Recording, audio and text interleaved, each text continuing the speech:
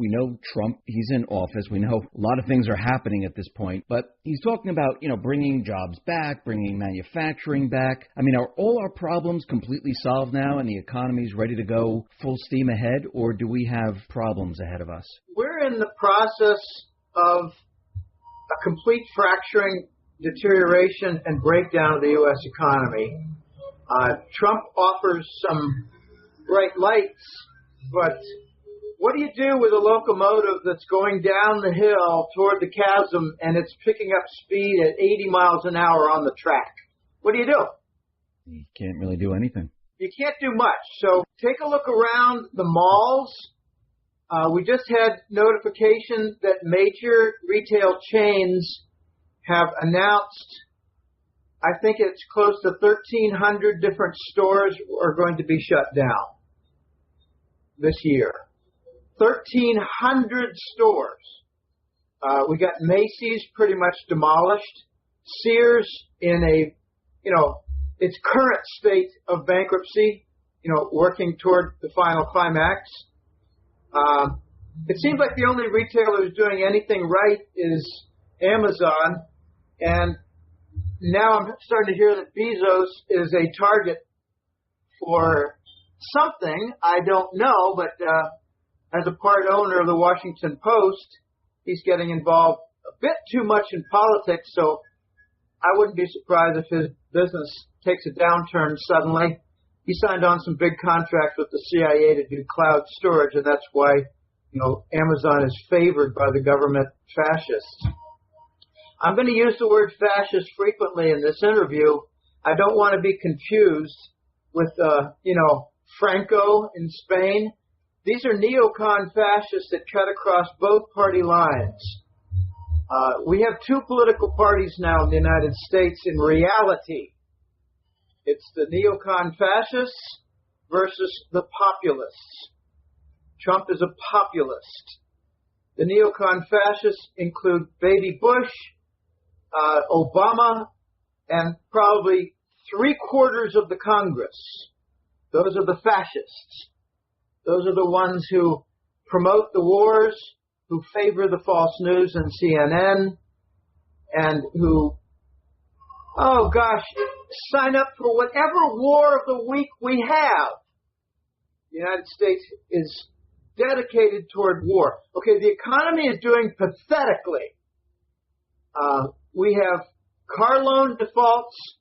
We're back to where we were in 2007 regarding home loan defaults.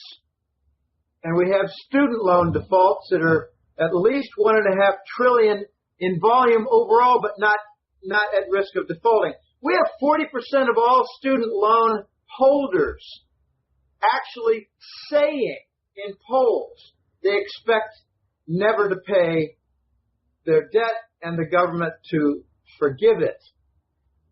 If you look at electricity demand, rail freight movement, truck freight movement, port activity, income tax withholdings, everything is in a dive.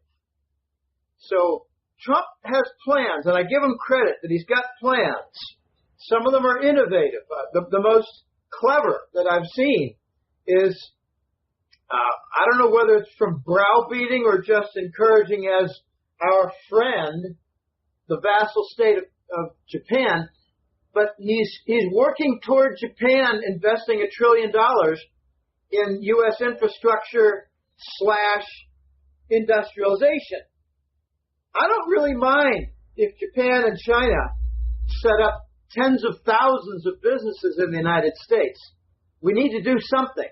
I'd like to see a national initiative for 20,000 businesses a year in free trade zones and elsewhere, along with the Asian helping with it's like a return to the 19th century, where the Asians built the railroads.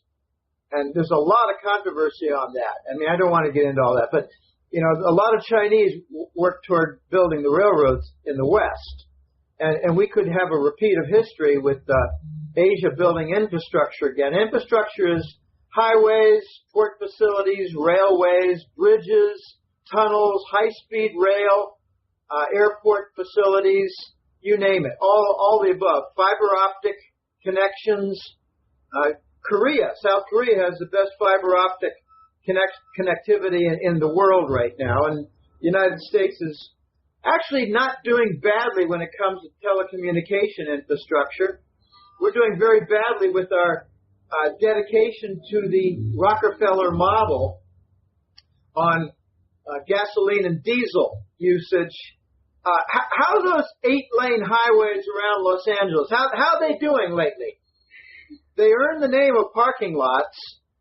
If you want to contrast, take a look at the major cities of China, where you have 16 different rail lines moving between cities to the suburbs and to distant locations like other cities. Every major city is extremely well organized, and they do not have a lot of truck traffic in their distribution system. They're far more advanced than the United States, and the Americans have no idea how far behind we are.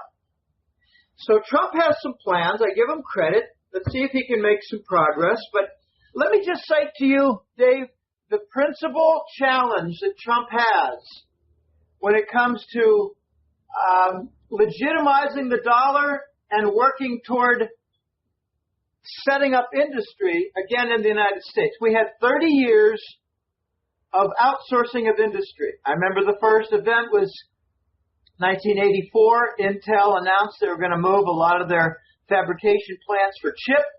They call them chip fab plants.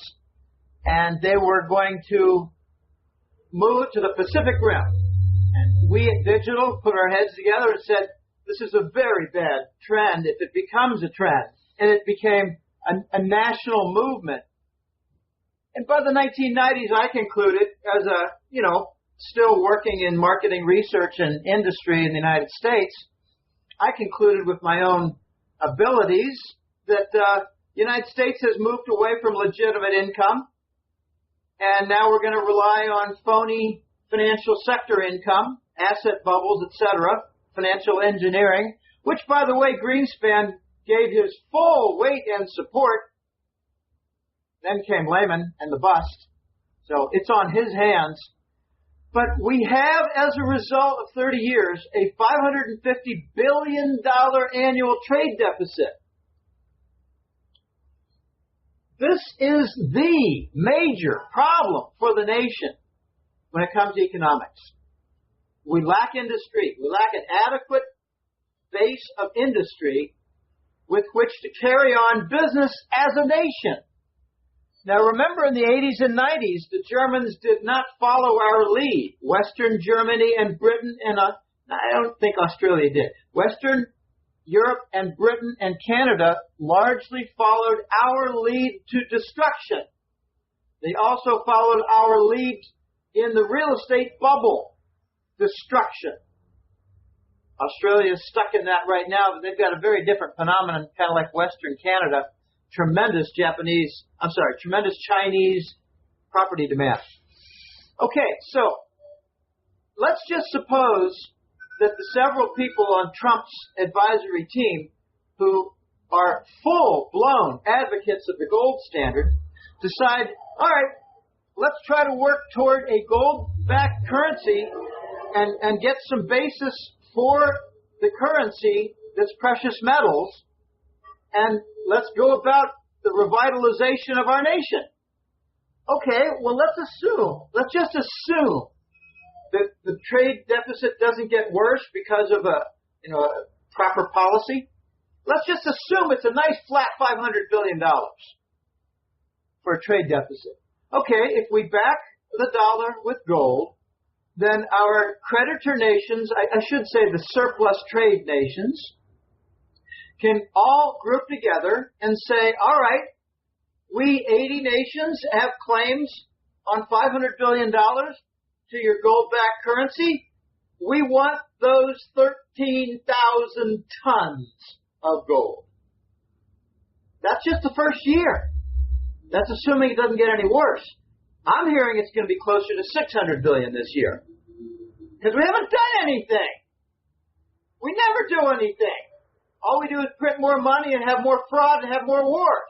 We never fix anything. Hey, Jim, are the neocon fascists, are they going to stop Trump from bringing jobs back here? I mean, are they on the same page as him? I don't think they're on the same page as Trump for anything. They want to continue the wars. They actually try to promote the conclusion, the belief in the U.S. population that war is good for the economy because it brings jobs. It's the exact opposite. There's a 2 or 3-fold trickle down for military-type weapons jobs. There's a 7 or 8-fold trickle down for actual products and services. In other words, if you build things, you install things, you improve the efficiency of systems, and you create a wealth that trickles down all through the neighborhoods where the people work. If you make weapons, when you install something, you end up with massive destruction. So they try to actually say, I call it Reich economics, fascist economics. They try to make the point that all the war will result in tremendous job growth from the reconstruction. I mean, everything just about is upside down, Dave. It's really quite pathetic. But we're going to get to the jobs creation stage if we can get past the political squabbling and undermine and sabotage game. We haven't done jack shit industrialization since the inauguration 2 months ago. We also have coming up on March 15th the debt ceiling. How do you think Trump is going to handle this? This is when everything freezes because Obama and Boehner, they made that agreement that, he can bring the debt up to $20 trillion and, we'll put it out until 2017 when Obama wasn't in office. What do you think is going to happen at this point? Okay, I must admit a little bit of ignorance. I thought that it was permanently suspended, and now it's going to be unsuspended. I did not know that Obama just removed the debt limit during his watch. I think what's going to happen is what's always happened, without exception, within the U.S. government, squabbling and, deliberation. For the debt limit. They'll extend it. You may have some mini crises where a few offices are shut down, and then there'll be more threats, and then there'll be more white paper reports of the consequences if this continues. And then the Senate, being the irresponsible and reckless group that they are, will just extend the limit. They'll maybe make it, 21.62 trillion. And how will they arrive at 21.62? I don't know. They'll probably pull it out of their asses. Well, what they don't properly estimate is the deficit.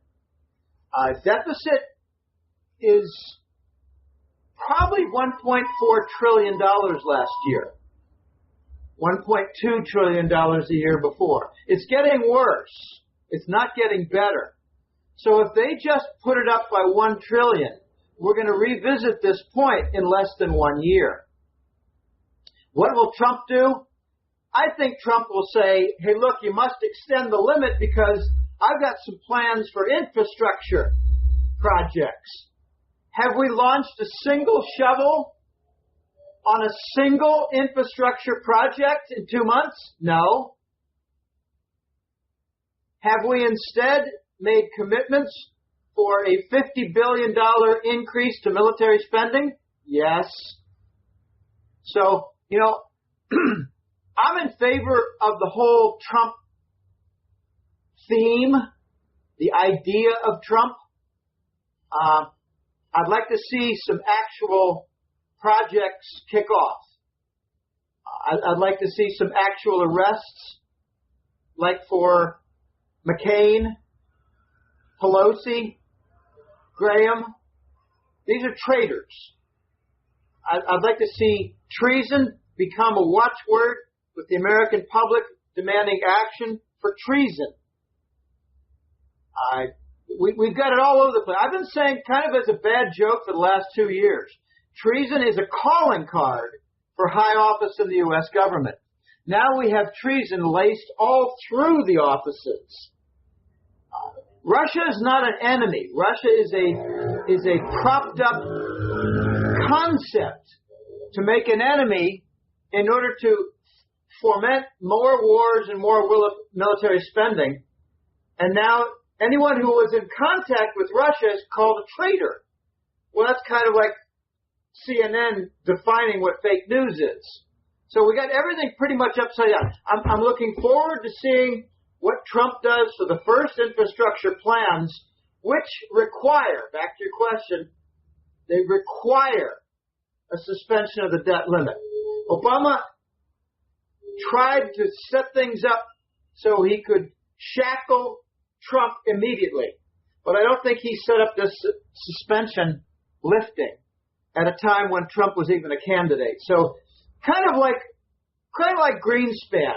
Greenspan left a little bit early, remember? His tenure was not up. Right. And he handpicked Bernanke so that he would not be there during the Lehman breakdown. You remember Robert Rubin retired 6 months before the Clinton administration was done? He wanted to make sure that he wasn't there when the 2000 tech telecom bust was in full swing.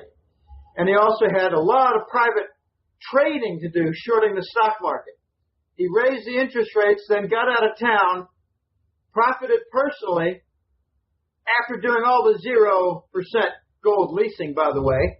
That's a Robert Rubin project. So, these guys, they get out of Dodge before the failure happens on their watch. And that's pretty much what Obama did. So, I think we're going to get a suspension, to answer your question. Continued expansion, raising the limit. When have we ever not done that? We've always done it. Right. You think we're not going to now? Well, this could be a chance for the fascists, the neocons in Congress, who are probably 75%. This is their chance maybe to say, Trump, you're the president, so, deal with it. Here's the limit. We're not spending it. Deal with it. And then maybe we might get an executive order to raise the limit. Oh, my goodness. The United States is so broken that I think it's going to be 10 years, at least, to begin fixing it. We started breaking in 71 when we lifted the gold standard. We had a climax of the breakdown in 2001 with the inside job 9/11 attacks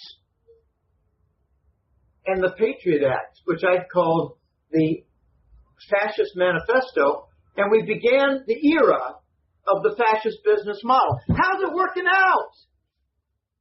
Did we end up having more fraud or less fraud? More war or less war? More debt or less debt? More industry or less industry? And now we have a breakdown. Hey, I got news for you people. The United States is the center of the global fascist movement. And everything the fascists touch, they ruin, they kill their hosts. U.S. is no different. Do you think these fascists, you think they're going to bring the economy down and blame it on Trump? Do you think this is one of their plans? Yeah, I think so, but look what happened with Obama. Obama got a good deal of blame for what happened with Bush, too. And it was kind of silly. I mean, come on. Immediately you had the after effects of Lehman and the Lehman event itself. You can't blame that on Obama.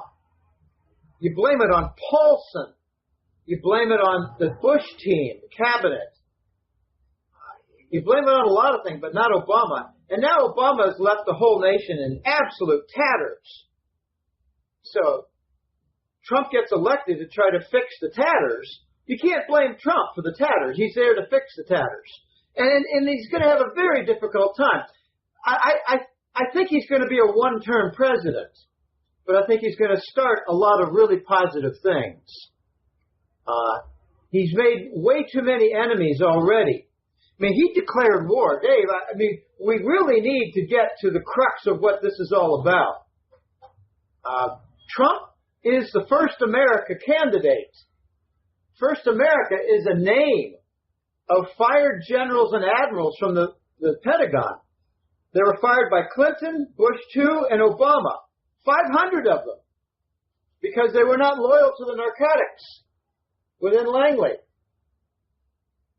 Langley's been running the presidency since Papa Bush, 1988.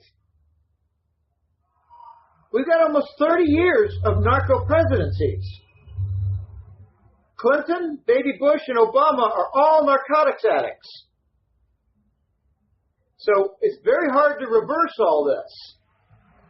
And we have tremendous amount of destruction. So Trump ran on a plank to stop the destruction. And the first America generals have been meeting every year in Idaho.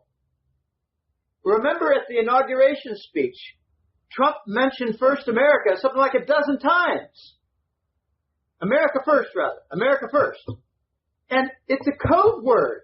It means we just had a Pentagon white hat military coup. The good guys in the Pentagon have taken the nation back. And Trump had an executive order to cut off the narcotics funds movement into the U.S. banks. He declared war against the black hats of Langley. This is war. We have civil war in the U.S. government at the highest level. Trump is trying to restore the nation and remove the narcotics from our highest offices. We have wars that are funded by narcotics. It's called ISIS. People, wake up! The Syrian war is funded by narcotics. The Yemen war is funded by Saudi narcotics, in league with the Bush team. And a very funny little side story when it comes to narcotics. Remember Jeb Bush in the early portion of 2016 dropped out of the Republican presidential race? Yes. You remember his weepy, wimpy reason? You people are criticizing my mother. Really? That's precisely when the Russian military was cutting off the narco lines for the Bush-Saudi connection. And Jeb Bush lost funding for his presidential campaign that was coming from Saudi narcotics. So how far are the fascists going to take this? I mean, we can see what's happening in the corporate media right now, where they're pushing their agenda, and Trump is fighting back and pointing out certain things, and, you know, there's fake news things going all around and things like that. But how far is the fascist neocons going to take this? Are they going to take it to the next level? And when I say that, I mean maybe assassinating them if they don't get their way? I don't want to talk about the assassination concept at all. Let me put it this way. When they talk about globalists, when Trump talks about the people versus the globalists, he's not really specific. What he's referring to is the global banker cabal. What he's talking about is the group of corporations, the sectors, like the banks, news media, pharmaceuticals, and a few others with a more minor role, all being in league together, energy, oil and energy, being in league together toward establishment of the global fascist state. That's what I call it. Globalist means global fascist state. But if you look in the online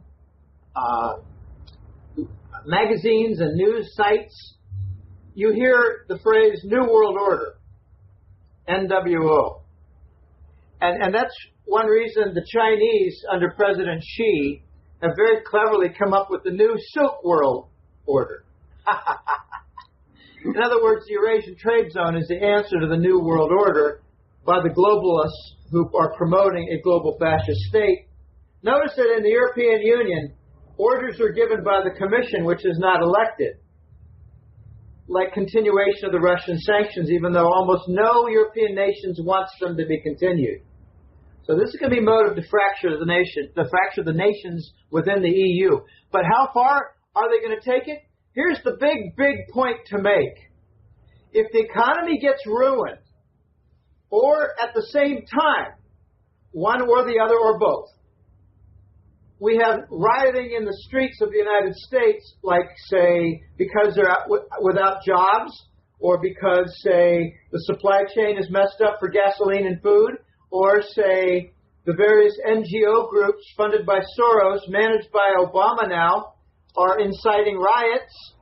If we have riots and civil disorder at the same time that we have economic deterioration to the point of breakdown, then that is precisely what the globalists will use and take advantage of to create martial law under fascist rule. They will then say, we got emergency teams that must take over, and Trump, you're not the president anymore.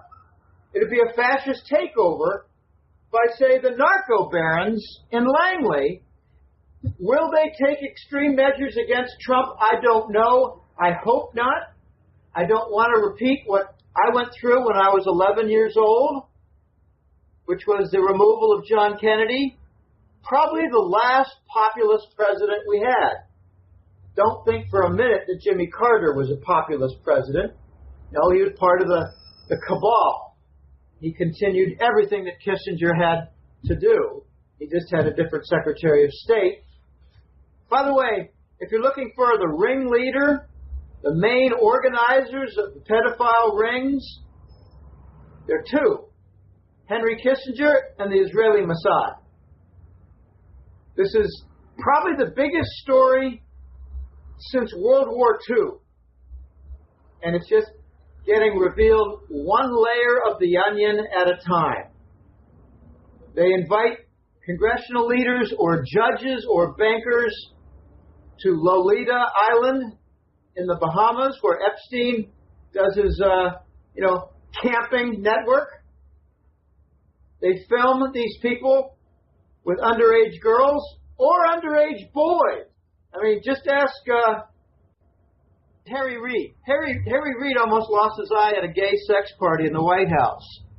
I mean, you just can't approach Barack from behind when Michelle is watching, because Michelle is Michael with a penis.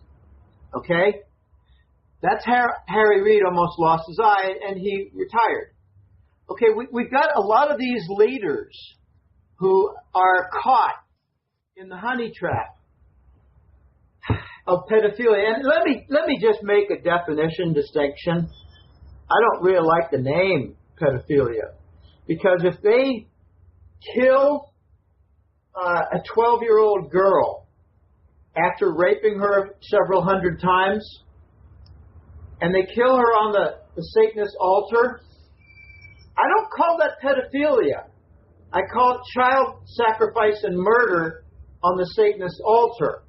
And so does Trump call it that. We've got a great deal of Satanist threads running through the U.S. government at the highest level.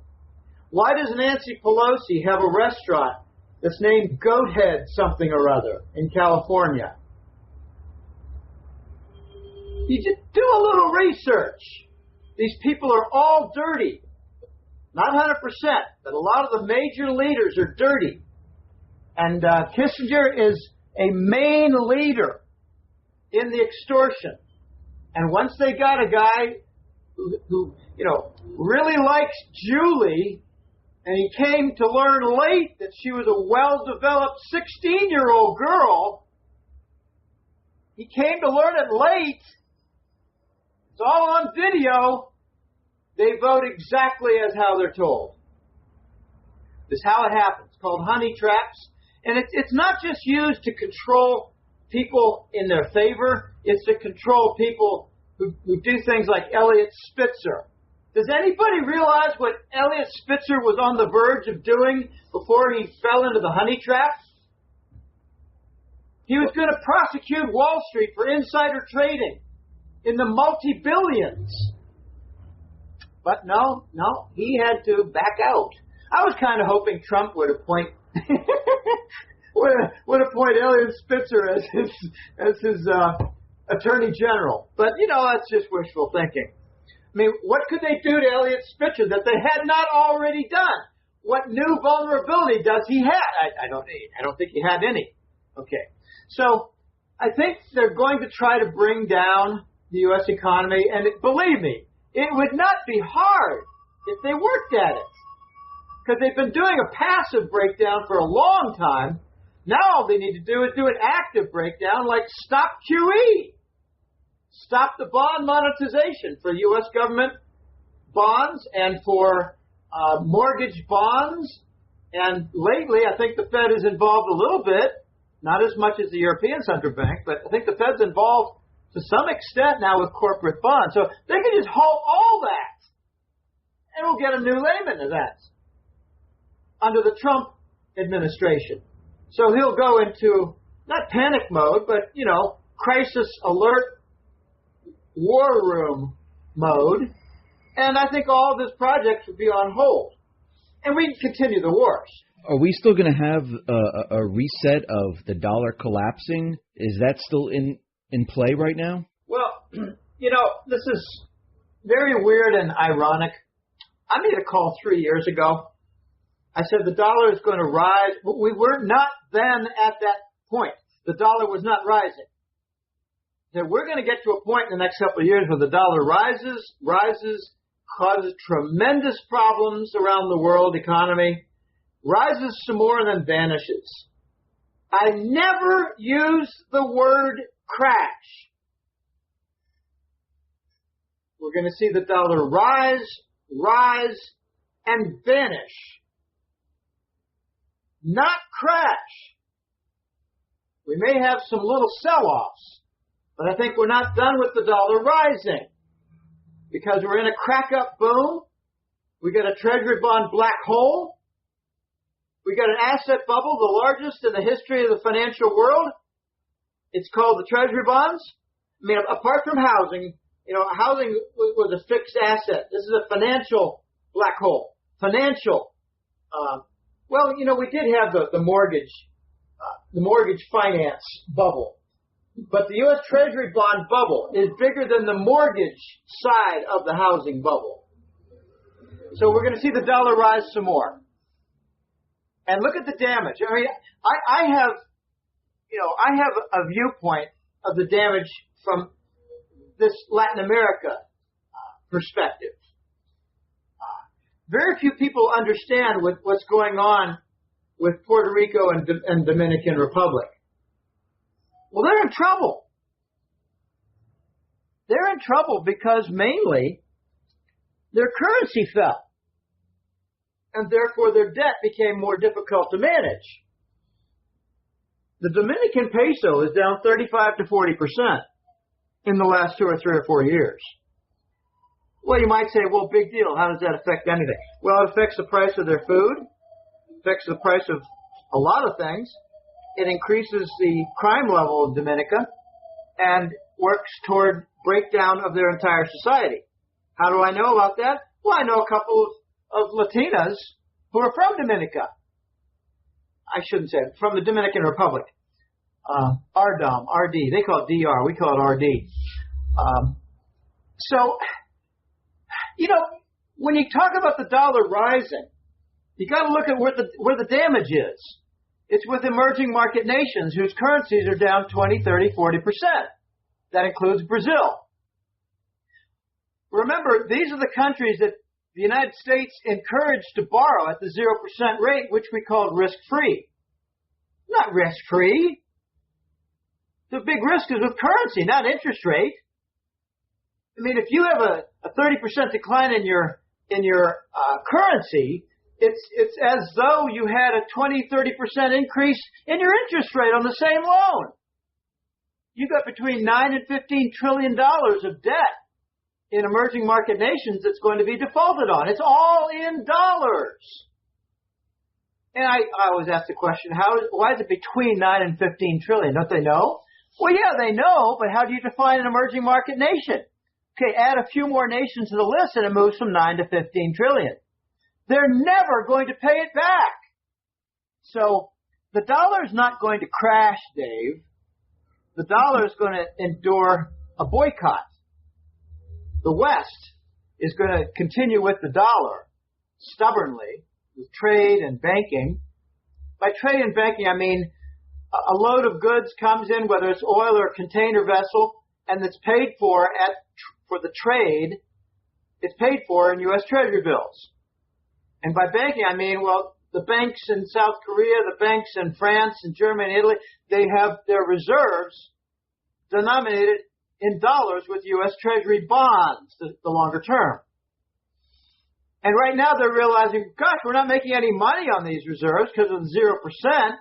The Treasury bonds are way down, like 2%, give or take. It's nowhere near justified for the risk. Okay, so the East, like Asia, the Eurasian trade zone, with the center being Russia and China. And increasingly, it will be Japan and Korea.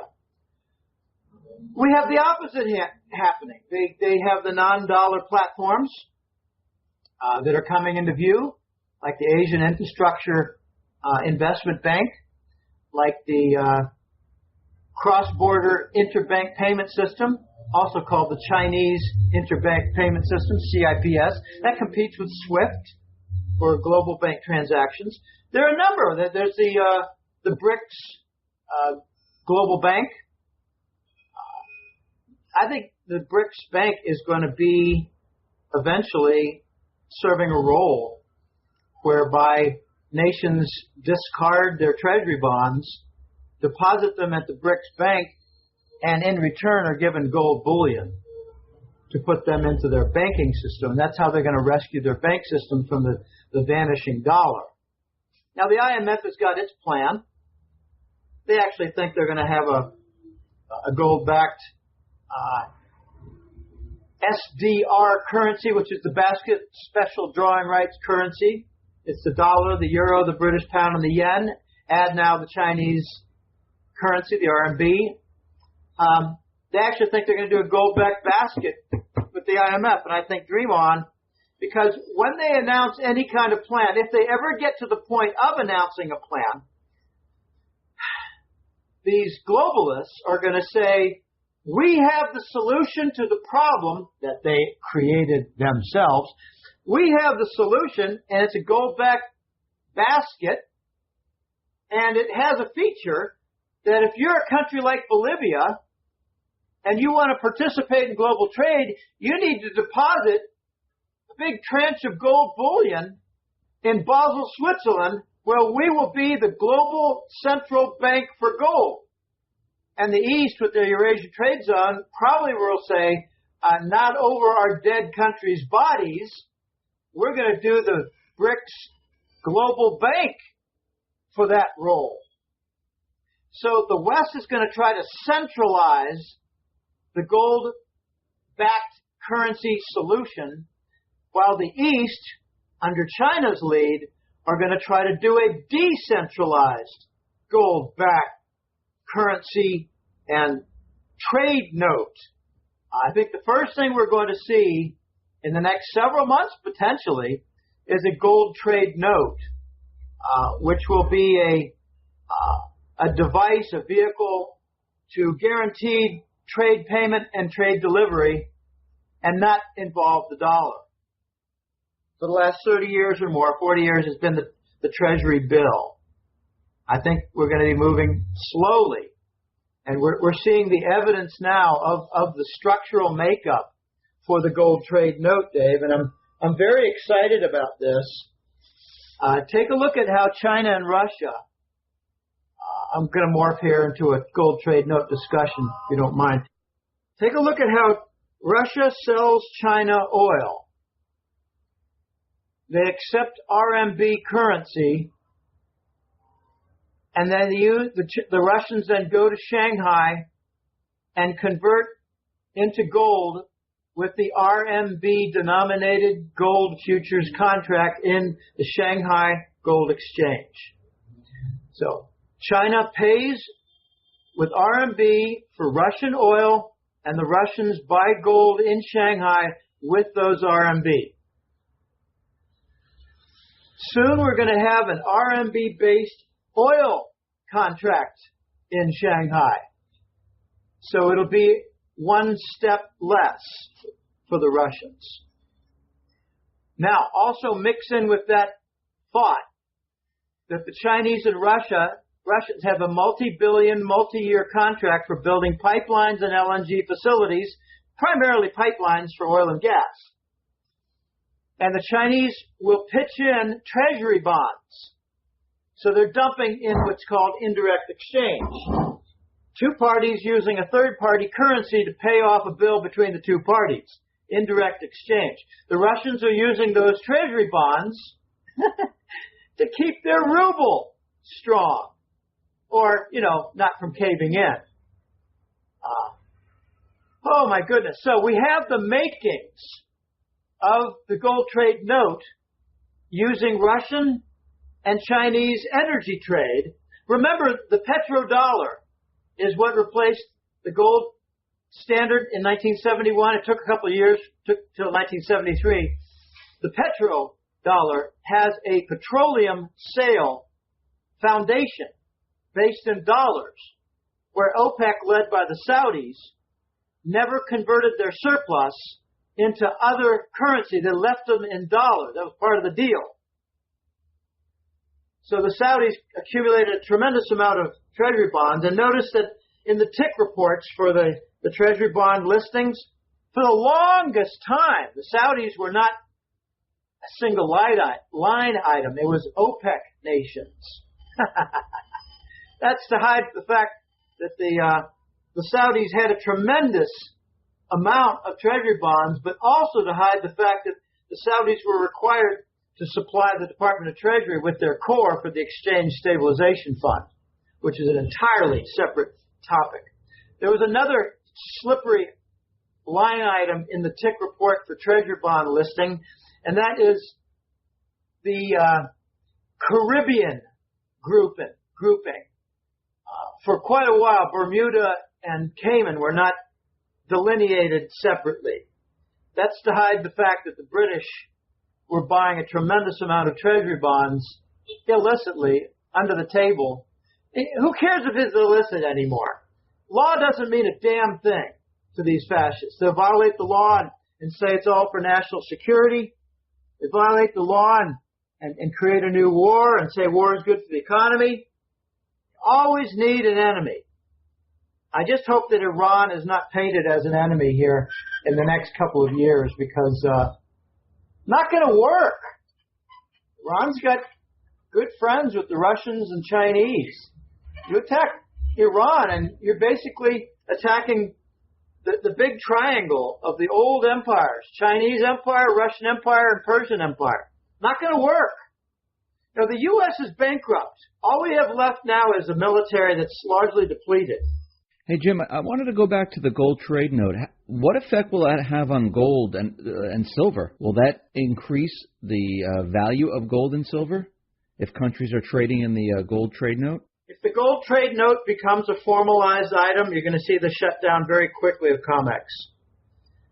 You're going to see nation after nation climb on to this movement, and you're going to see the most gargantuan formal official demand in modern history for gold. You're also going to see it for silver, because silver will be a monetary metal. I think the gains for silver will be at least double the gains for gold. When I asked The Voice, this was a year ago, 2 years ago, what ratio do you recommend for precious metals investors, gold versus silver? I told them that I have been recommending 80% silver and 20% gold pretty much since the Lehman breakdown in 2008. And by the way, I got correct the forecast that we would move to 0% after Lehman. I also got correct that the 0% would remain in place forever. I also got correct that we would go to the QE bond monetization like a third world nation, monetizing our $1 trillion annual debt in the United States. I also got it right that QE would remain in place forever. So this is we're going to see tremendous demand for gold and silver. It's going to happen on both the trade side and the banking side, which will be a double-edged sword against the dollar and its global reserve currency status. I mean, if you were to ask 100 Americans picked at random, what does the global reserve status mean for the dollar? I think you get 98 blank stares and maybe one correct answer and one close to correct answer. What it means is that trade is settled internationally in the dollar. What it means is that the reserve assets for global banking systems, like in Korea, like in France, are based in the U.S. Treasury bond. So when gold goes after the trade payment route with the gold trade note, and when gold bullion goes after the bank reserve route, which is largely U.S. dollars through treasury bonds, you're going to see the dollar lose its global reserve currency status and the U.S. forced to create its domestic-only currency, which I've given the name, and I'm very happy to see other authors latch onto it. I call it the new Scheiß dollar, because Scheiß is German for shit and excrement and, rubbish, flotsam and jetsam. Scheiß is a little more general a word in German than just shit. In the United States, we don't call shit rubbish in a vacant lot. They call that Scheiß. It's, it's waste, rubbish. So when the U.S. is forced to create its domestic-only currency, that's when the major crisis happens in the U.S. By that I mean that's when the currency crisis hits, and that's when the import prices double. Because we're going to have probably a sequence of devaluations. The Chinese, when they were forced to endure a default on the gold lease, I mean, there's so much to tell about recent history that's not told properly. When China got the 1999 Most Favored Nation status, they were asked to lease Wall Street a bunch of gold. I think it was something on the order of 3,000 or 5,000 tons. And the Chinese were very smart, and they said, well, we want a guarantee on this. So we gave them a secured stream bond, like a mortgage, but the secure stream was income taxes from the United States population, the citizens, the economy.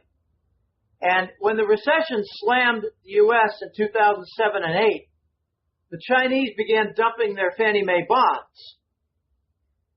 And they also demanded,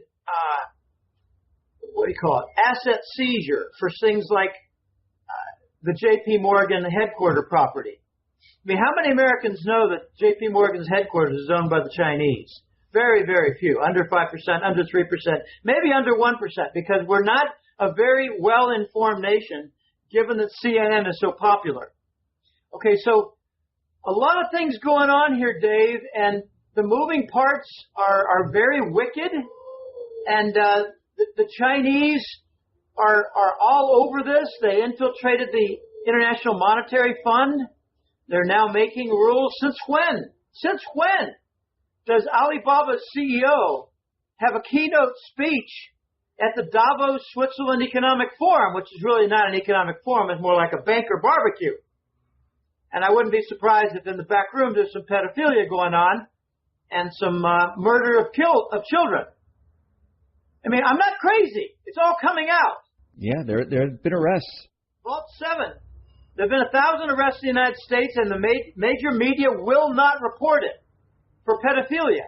And whenever you hear pedophilia, think child slavery and murder. Okay, so the Chinese they're making big strides. It's just happening slowly.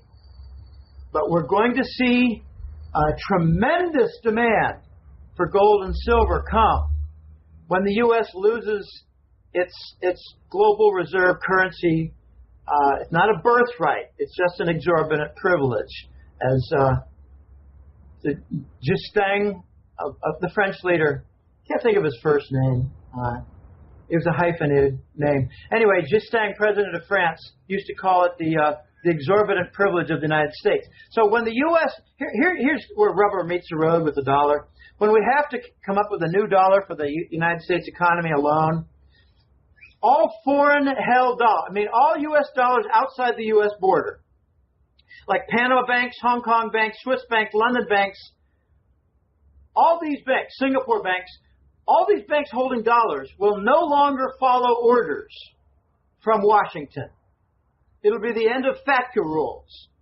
It'll be the end of obstruction for movements, for ridiculous rules, and everybody under the sun being accused of being a narco money launderer just because the volume's high.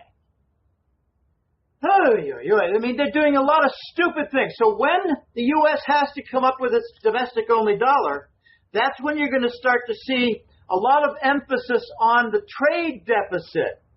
Because any nation that has its own currency just for usage in its own economy, in its own sphere, must abide by its fundamentals, like Venezuela is now.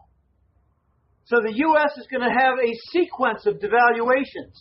The Chinese, when they got reneged upon in 2006 or 7, they went about their various steps, but they told the U.S., you must come up with your own currency because you're ruining the international dollar. And we said, F you, we'll do as we damn well please. We're the leader of the free world. No, we're the leader of the fascist world. And what we've done since then was to impose 0% and not give them any interest on their reserves, another FU. And then we start printing money like Zimbabwe and certain South American countries have done. You can't print money, which is used as the global currency reserve and banking system. So the Chinese told the Americans, you need, with your new domestic-only dollar, to have a 50% devaluation. And the U.S. said, oh, really? That's pretty painful. Would it be okay if we do 30% devaluations back to back? Now, here's how devaluation mathematics works. Just focus on the retained value from a devaluation. Do a 30% devaluation, you retain 70%. So your buying power for $100 is like what it was for $70. Do another 30%, and you retain 70% of what you had before. In other words, 49%. There's your 50% devaluation. Except I don't think it's going to end there because we're not going to get rid of our trade deficit. We don't have sufficient industry. That's why I think Trump is trying to focus first on the infrastructure, second on the reindustrialization, and he wants to buy time before the world rejects and boycotts the dollar. In other words, let's reindustrialize the United States before we lose the global currency reserve. That, I think, is the main objective for Trump, apart from all the political backstabbing, sabotage, and illegal activity. So he's really planning for everything after the fact. He's saying, okay, I understand what's coming. I understand the dollar is going to be devalued. We're going to have a domestic dollar. The way of life, if you're talking about all these devaluations, it's going to be horrific for the people. And we're going to have to bring back manufacturing to, actually restart the country. Exactly. We don't have adequate manufacturing to export from. So that our inadequate manufacturing has resulted in a gargantuan trade deficit. Isn't the public going to be angry when, all of a sudden their way of life completely changes? Well, yeah, but that feeds right into the hands of the globalists who are going to say, well, it's time for martial law, and we're going to have our fascists take over because Trump failed. Trump is going to try to get this done before we lose the dollar global reserve currency status. Trump wants to do some very clever things, Dave.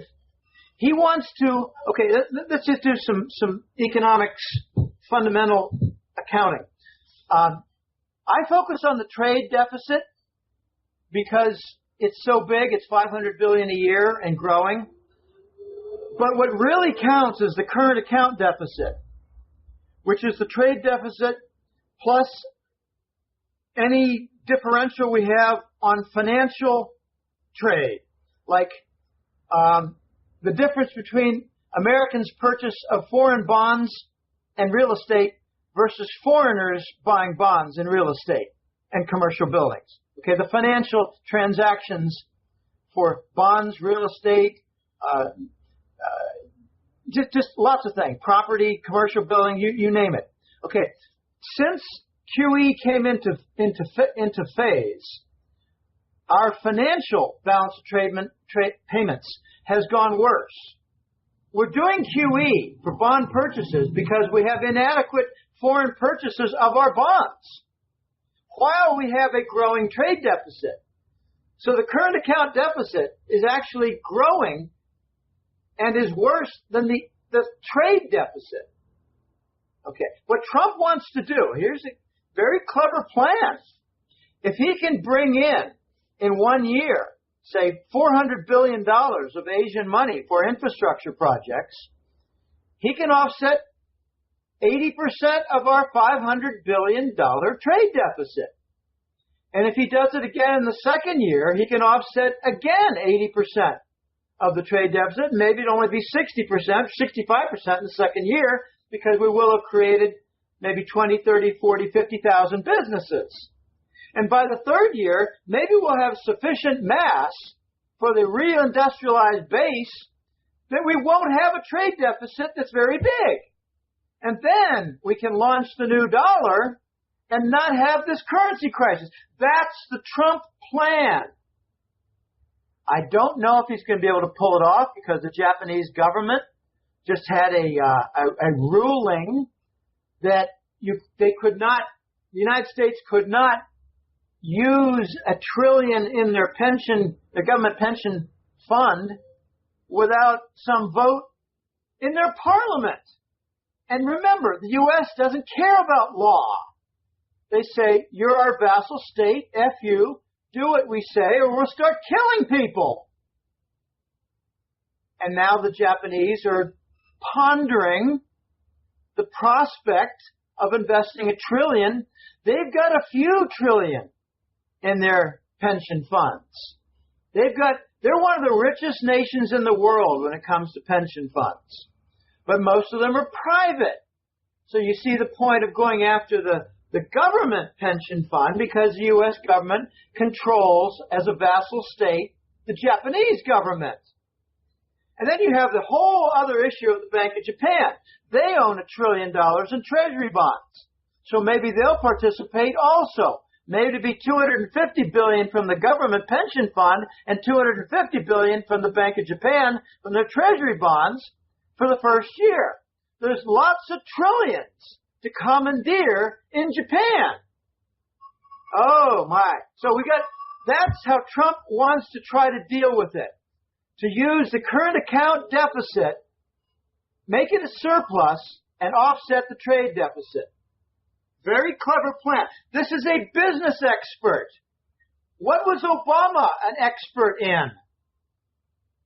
He was an expert in acquiring cocaine bags. He was an expert in revealing sealed documents from the courts for his political rivals. He was an expert in finding a boyfriend and buying Michael LaVaughn Robinson, and buying him for $25,000 from Reverend Wright at the church. That is what Obama was expert in. Trump's a businessman who knows how to recover from financial distress. He came back from bankruptcy at least 2 times. My concern about that is that he might have had to, sell his soul a bit to the bankers. I don't know. We're going to find out. Will we have any progress at all on the financial front? Or will the dollar continue to be the most corrupt currency in modern history, fortified by the Exchange Stabilization Fund. By the way, the Fed owns about, I think it's $4 trillion worth of Treasury bonds. The question never asked is, how much does the U.S. Department of Treasury own? I think it's twice that. It's the Exchange Stabilization Fund. When $400 billion worth of Treasury bonds were dumped in the last year, the buying was not largely done by the Fed. It was largely done by the U.S. government and kept out of the news. The Department of Treasury is buying our own debt. So aren't the fascist neocons going to try to stop Trump from doing what you just said? Because, I mean, he'll look like a hero if he pulls this off. And I'm assuming they... Yeah. They'll try to interrupt anything he tries that will be, worthwhile. The neocons don't do things that are constructive. I don't think you can find any one of their policies in the last 2 to 3 presidential administrations that have been positive. You can say, oh, Clinton, look at all the prosperity we had during Clinton. No, what Clinton did was he stole Fort Knox and used all the profits from the dumping of Fort Knox to support the Treasury bonds and lower the interest rates for businesses. And if you do some econometric analysis, you will find that the number one cost factor for American business was interest rate back then. So he improved the most important and vital cost item. Okay, what has Obama done?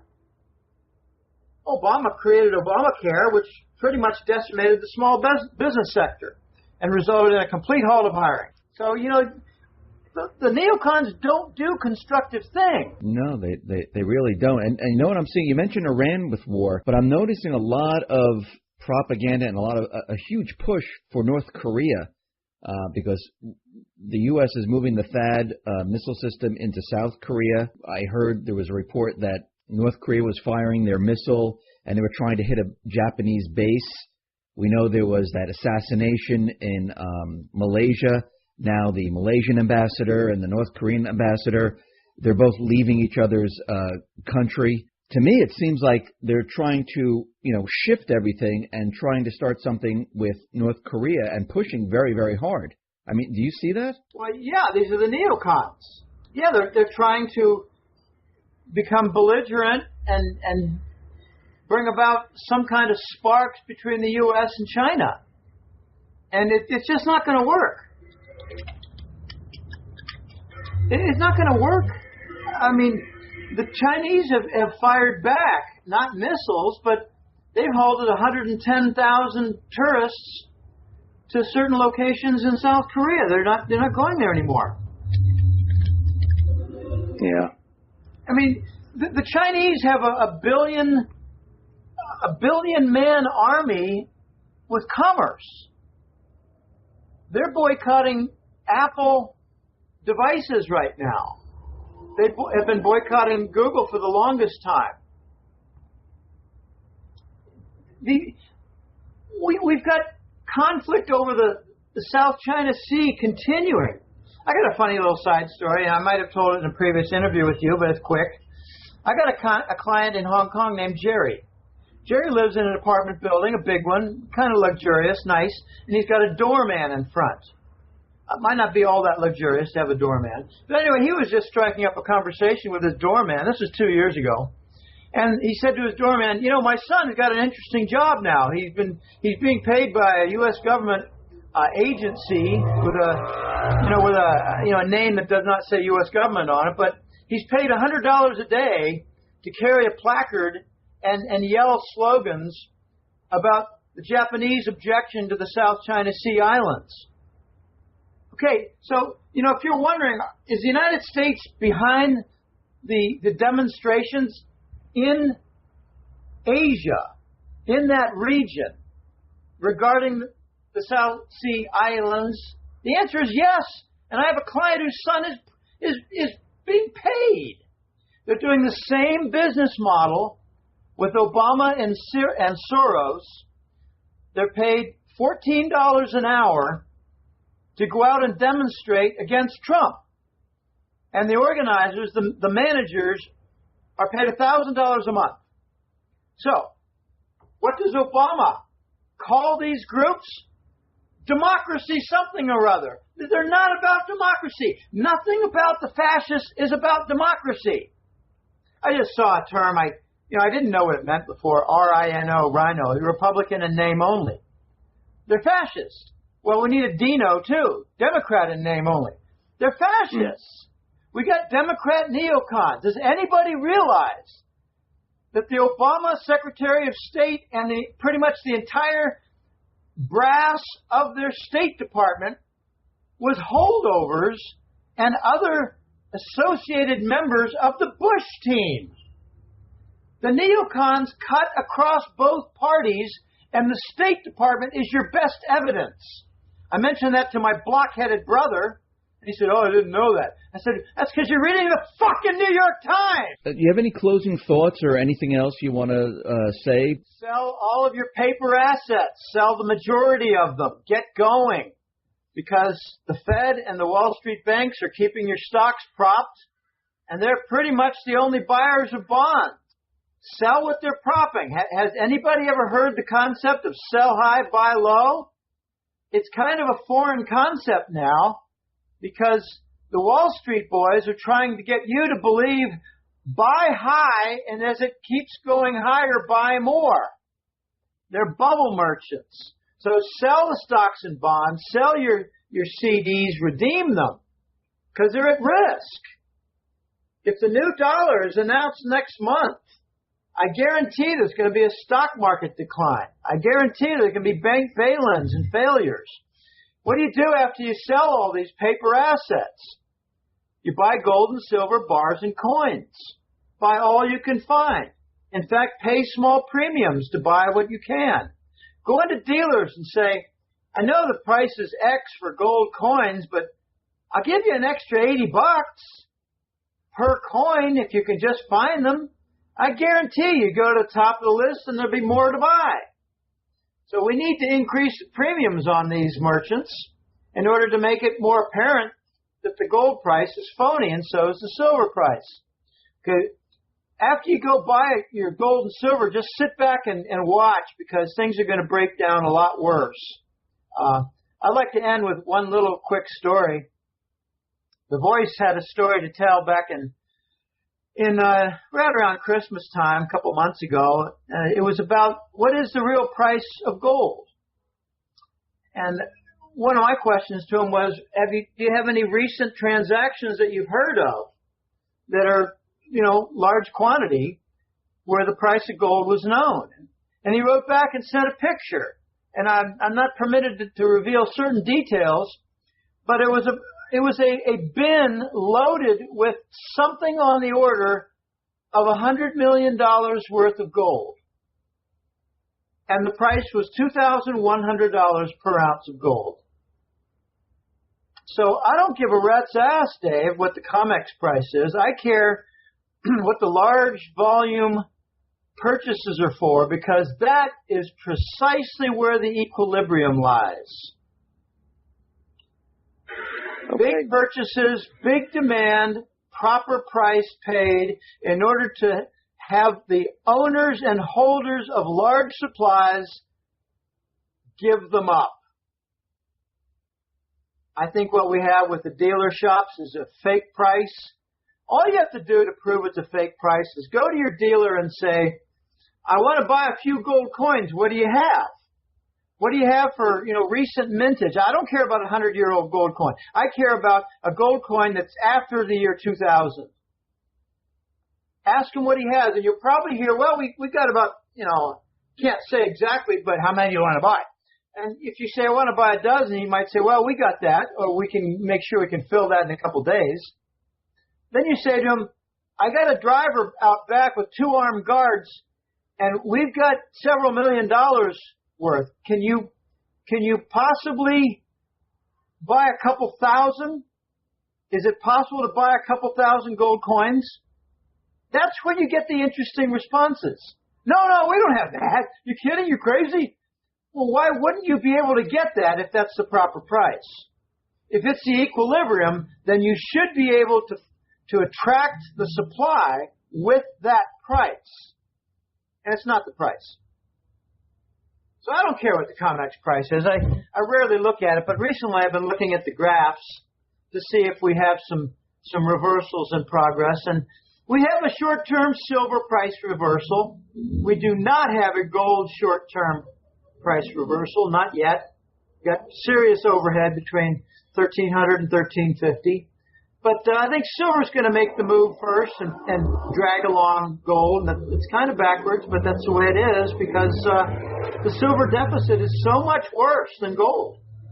It's an enormous deficit for silver. There's tremendous industrial demand for silver. You got irreplaceable applications. And, you know, we do hear things like, well, as far as solar panels go, there is some replacement. They're not all now silver. Well, that's true, but the great majority still are. And don't buy the argument about digital cameras are going to remove the demand for silver. That's so stupid. Yeah, try taking a look at emerging market nations and Latin American nations, and let me know if they're still printing photographs. The answer is hell yes. So there is more digital camera, but gosh, you know, some of the more recent applications of silver are in pressure-treated lumber. I remember when I was building back porches and stuff like that, I did a couple. I mean, I've done some kitchens and bathrooms and back porches, and the back porches were the most fun because you start from nothing. We put in some pressure-treated lumber for what touched the ground. You don't want the rot. You don't want the insects. Well, now the pressure-treated lumber uses a silver compound and doesn't use that arsenic green compound. Arsenic is not a good thing to put into your lawn. Arsenic doesn't really favor the growth of grass, but silver doesn't bother anything. So, you know, we've got all these applications, and I asked the boys, if the premium for gold is like 70, 80%, what's the premium for silver? And he said, at least that. I said, do you have actual transactions that you could point to? And he said, well, I remember a few recently, but I don't have data and a picture like I do for this one. And this sale, this purchase at $2,100 was in Dubai. And I said, is this a Chinese buyer? And he said, well, it's Asian. And I said, where's the origin of this? Is it from stolen, recast Swiss refinery gold? And he said, no, I can't say. We're in very interesting times here, and Trump has only elevated the risk level. One thing the bankers don't want to see is rioting on the streets where they go after the bankers. So they're going to work this in such a way as the scapegoats are targeted. And that's where you get the real dumbasses in the crowd who think that China and Russia are adversaries. Now, the adversaries are living in the castles of Europe and London. Those are the adversaries. The adversaries are the Bush family. When I saw Papa Bush for the introduction to the Super Bowl, I had to leave the room because I didn't want to vomit on my table. This is a man involved in the global fascist movement, in the narcotics. He's personally worth at least $5 trillion from heroin and cocaine. He's responsible for executing the Rothschild plan for 311 in Japan called Fukushima. That was a contractor project. Those were mini nukes. And the signatures for all the seismic movement pointed to an explosion that was not natural, detonation in other words, followed by an explosion that was made to look natural with seismic waves. So the detonation of micronukes followed by the HARP weapon used to create the earthquake and the tsunami. So why would they do that? Because Japan announced they were going to be working closely with China in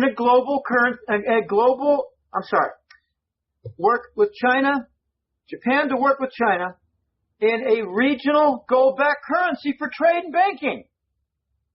In other words, the Japanese violated their vassal slave status. Oh, man. So you got to get prepared. I'm very curious about the bail-ins. People ask me, what will it take for the great bulk of the American society to wake up to what's going on? And my answer is twofold. Shortages of gasoline and food and theft of their bank accounts through bail-ins. Unless and until those happen, I just don't think they're going to wake up. Because right now they're busy, rioting over Trump.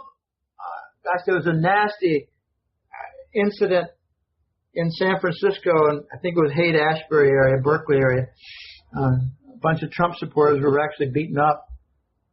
It's funny. The fascists have now signed in, the Marxist types. You take a look at Haight-Ashbury. They're not about fascism. They're about Marxism. They're about socialism. So I give credit to the neocons. They had a Marxist president called Obama, and they roped in the Marxists to join the fascists. Very well done. And they all are opposed by the populists. So, going to be some interesting times, Dave, and yes, thanks for having me on. These are not going to be calm, placid times. They're going to be very rocky.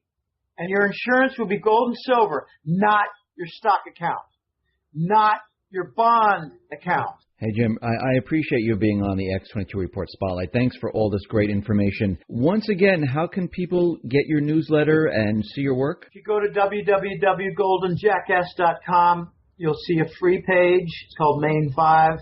It just means the fifth version of the main page. Trying to get it right. The main page, the free page, it's in public domain. It has a lot of interviews like this. It has numerous public articles.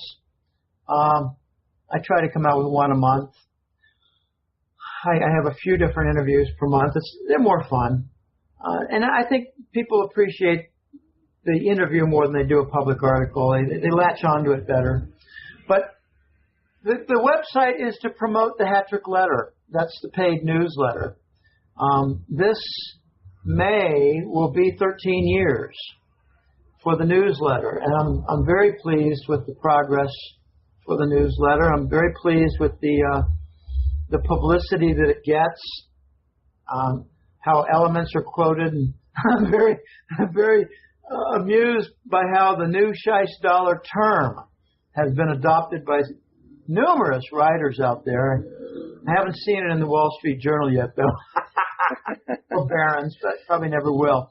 So I invite people to go to the website, look at the free material, and then sign up for the Hat Trick Letter. There are 2 monthly reports. One is called the Global Money War Report, high-level issues.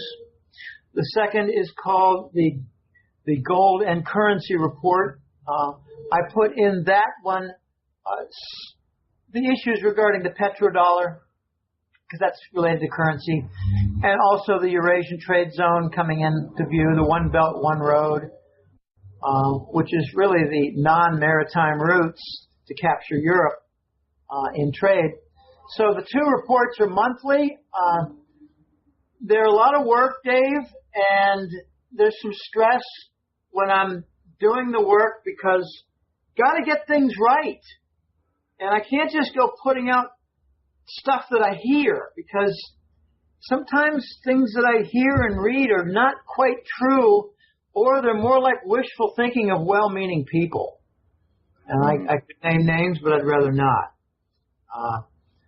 I actually contradicted a few well-meaning people in the previous years who thought we were going to get an explosion of price inflation in the United States, and I mean, like in the official figure.